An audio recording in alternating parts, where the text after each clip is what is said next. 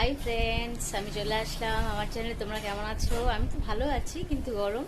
যাই হোক, বারবার গরম গরম বলে তোমাদের বিব্রত করব না। ভীষণই গরম, সত্যি কথা। মানে কি হয়েছে ব্যাপারটা আমি ঠিক বুঝতে পারছি না, যে আমাদের আলিপুরদুয়ার এরকম হয়ে গেল কেন। আমি না ভাবি তাই, এটা কি ব্যাপার, কি আশ্চর্যের ব্যাপার। এত ঠাকুর রুষ্ট হয়ে গেলেন কেন আমাদের প্রতি, যে আলিপুরদুয়ার শিলিগুড়ি এগুলো এত গরম। যাই হোক, তো আজকে তো ভেজ রান্না হয়ে গেছে, মাসি রান্না হয়ে গেছে। আজকে অরহরের ডাল, তারপরে সব দিয়ে একটা সবজি, লাবড়া, চাল কুমড়ো ঘন্ট আর আলু ভাজা। ওকে, তো আমার পূজা হয়ে গেছে, মায়েরও স্নান হয়ে গেছে, আমার দিদিরও স্নান হয়ে গেছে। এখন একটু ফ্যানের তলায় বসলাম। তো আমার পুজো দেওয়া হইলে বিড়ালগুলো ঠিক বোঝে যে এখন ওদের খেতে দিতে হবে। ওদেরও খেতে দিব। আজকে তো মাছ নেই, তো দুধ ভাত দিব। আবার মাখন ভাতও ভীষণ ভালোবাসে। মাখন ভাত মা না করে দিতে, বলে যে লোমগুলো উঠে যাবে সব। তাও দেই মাঝে মধ্যে, তবু। তো আমার ভিডিও অবশ্যই দেখো। তো এখন চা সন্ধ্যা দিলাম, চা বসিয়েছি, চা খাবো।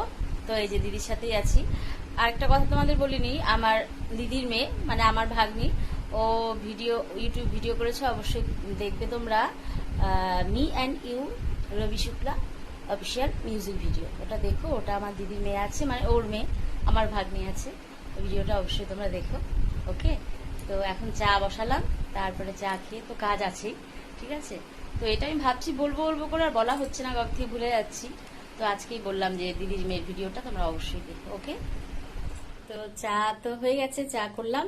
মা আর মেজদি চা খাচ্ছে, আমিও খেলাম, অর্ধেক খেয়েছি। গরমের মধ্যে তো ভালো লাগছে না, পরে তো আবার করবো দুধ চা, ঠিক আছে। তো এখন একটু জামা কাপড় ভাজ টাজ করবো। জামা কাপড়গুলো ভাজ করে তারপরে কি করব, টিভি দেখবো, মায়ের সাথে টাইম পাস করবো। পরে আবার চা তো করবোই, তখন দেখে কিছু খাবার টাবার খাবো। ওকে, তো আমি আবার বলছি, আমার মেজদির মেয়ের ভিডিওটা, মানে আমার ভাগ্নির ভিডিওটা অবশ্যই দেখো। Me and you, Ravi Shukla music video, ঠিক আছে। অবশ্যই দেখো, ঠিক আছে।